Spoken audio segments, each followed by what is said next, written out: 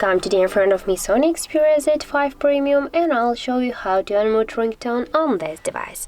So first you should go into the settings application and then tap on the sound section.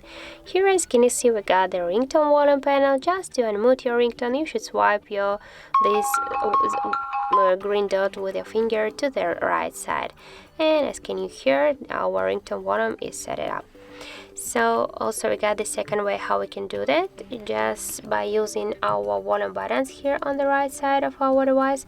Just press your up volume button, and by this way you can also unmute your ringtone by press and hold for a couple of seconds your volume button.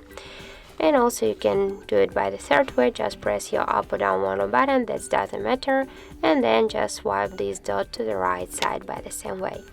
So that's it, that's how it looks. Thank you guys for watching, and if you found this video helpful, don't forget to leave a like, comment and to subscribe our channel.